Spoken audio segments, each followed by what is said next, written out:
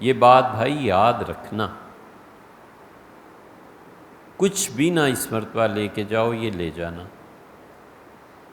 جو بچے حلال کے رزق سے پلے ہوئے ہوتے ہیں نا، وہ بچہ ہی اور ہوتا ہے، اور جس بچے کو حرام کھلایا ہوا ہو نا، وہ بچہ ساری زندگی بھگتتا ہے اور کچھ نہیں کر سکتا۔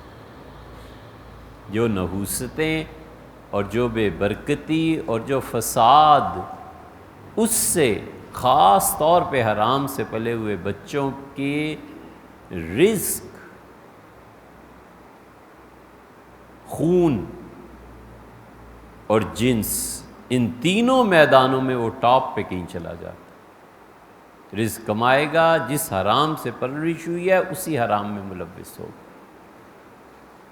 وہ حرام کے رزق سے پلا ہوا ہے، اسے نکاح، عیب اور بوجھ محسوس ہوگا اور وہ حرام میں چلا جائے گا، اور اس کو ذرا سی مہلت ملنی چاہیے، اور حرام کا مال اگر مل گیا تو انسانی خون سے بالکل دریغ نہیں کرے گا۔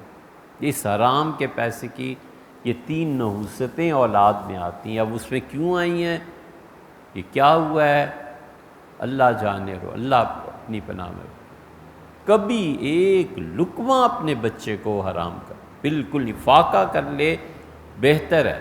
مانگ کے کھلا لے آدمی، یہ بہتر ہے، حرام کا نہ کھلائے۔ مانگنا جائز ہو جائے گا نا، جب فاقہ جو ہو گیا اور بچے کے پاس کچھ نہیں ہے تو مانگ لے، جا کے کسی سے قرض لے لے، یہ جائز ہے، وہ حرام جائز نہیں ہے۔